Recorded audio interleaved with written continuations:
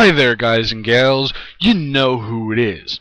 Now, this is going to be a news video, but like any other news videos I've ever done, this is going to focus on two stories, and it's going to let me ramble on about the two, giving you my impressions on the stories.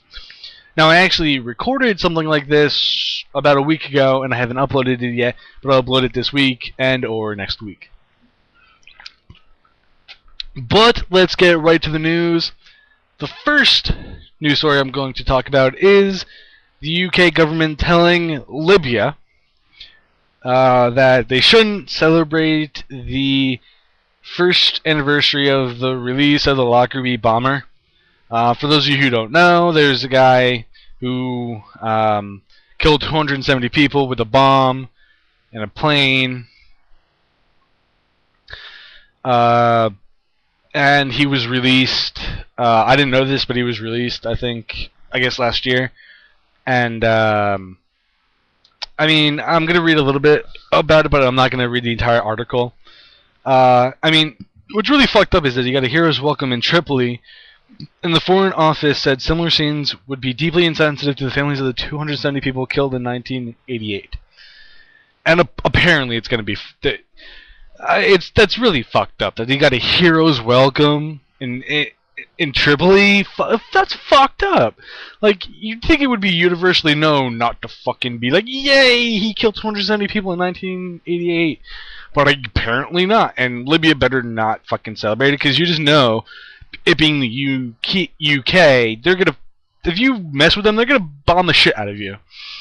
I mean, that's what they would be justified too, because you'd be like, yay, this guy killed 270 fucking people. You fucking know that they're gonna bomb the shit out of you if you fucking do that, Libya. Just, they've gone to war for less reason, and they would have a totally justifiable reason to go to war with your ass, and they would just shell the shit out of you. They would go Argentina on your ass. And for those of you who don't know, the UK actually went to war with Britain, UK went to war with Argentina, and the war between those two was a range war, and the Britons were just shelling the shit out of the Argentines, and the Argentinian government couldn't do shit to the British ships. And now with the advances in technology, the British are going to be able to bomb the fuck out of you, Libya, and you're not going to be able to do jack shit to them. And again, they would be totally justified it, because you would be celebrating the guy who killed a bunch of people as a part of one of their empires. You didn't know people in Scotland would be like, fucking bomb those assholes, and again, they'd be justified. And I'd fucking, if Libya does actually celebrate the guy's like release, I'd fucking go to Libya. I'd fly to Libya and beat the shit out of the leaders of the government. If I had enough money, I would fucking do that. I would go over there and I would just be like, hey, U.S. government, give me a plane, a parachute, and drop me off in fucking Libya, and I'll cause all kinds of hell. But they better not celebrate, because the Britons will fuck them up.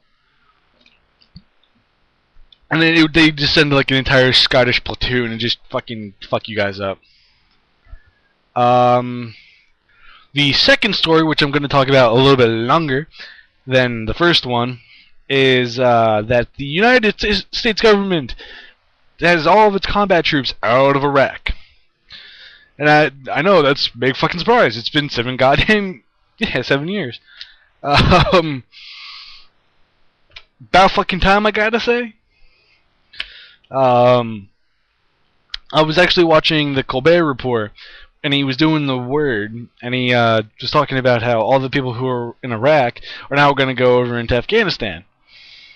And you know how the word is, he says something and then they have some fucked up comment or funny comment. And with him, when he said that, they showed it's shock and oh man. And it's like shock, and then it's like in parentheses, oh man. It was fucked up but hilarious. It was seriously, it was fucked up, hilarious, all in the same breath.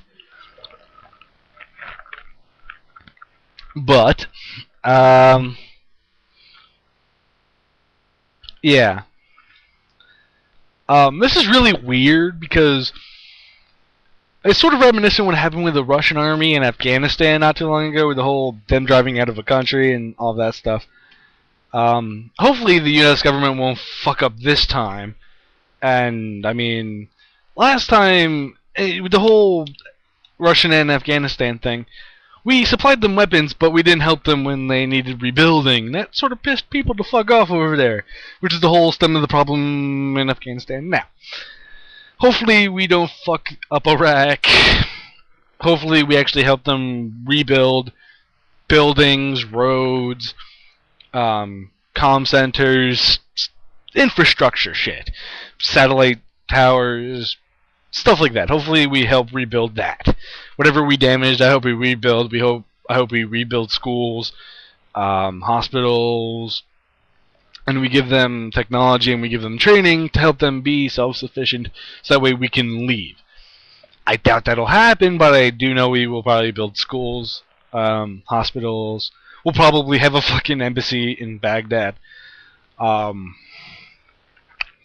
But yeah, I mean, I'm happy that the combat troops are actually out of Iraq, and I mean, I can't really be all that angry about it. But I mean, after 7 years, it took 7 fucking years for us to realize we gotta get the fuck out of Iraq. That's a bit of a slow fucking reaction. I know Bush wasn't gonna say shit, but fucking I don't know, but we got to bring in like the what the fuck are they called? The shit. The CBs, I think they're called. The people, the engineers who come in and help build shit. We need to bring those guys in and update their infrastructure and update a bunch of their shit that isn't up to date.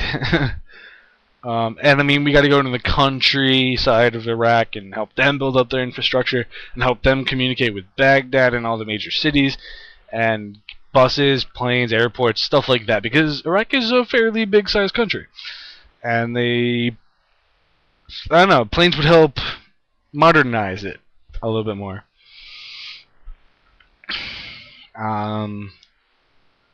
And I mean, we shouldn't make them all too dependent on us, because right now we're in a shithole right now. So we're the economy's sort of still going. Meh. Could go either way. Yeah, I don't honestly know. Let's see. Let's see what else it says. Significant step.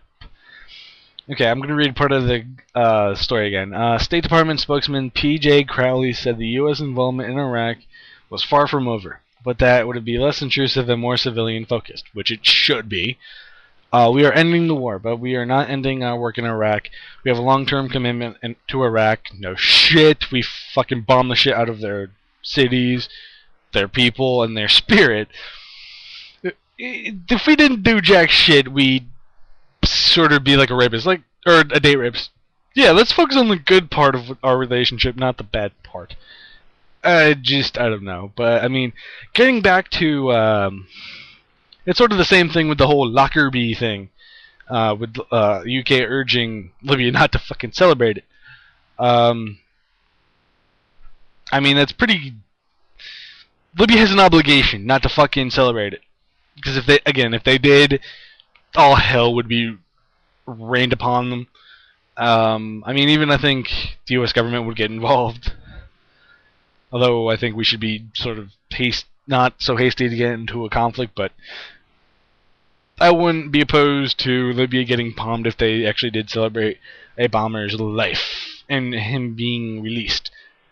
I wouldn't be opposed to it, because they would have the fucking coming. Because they're celebrating a guy who killed 270 people. Yeah, it was in 1988, but fucking, it's 270 people in a bombing sort of is a long-term thing. It takes a while to get over. I mean, you can just look at how long it's taken us to sort of get over 9/11. Not get over it, but become less sensitive with it.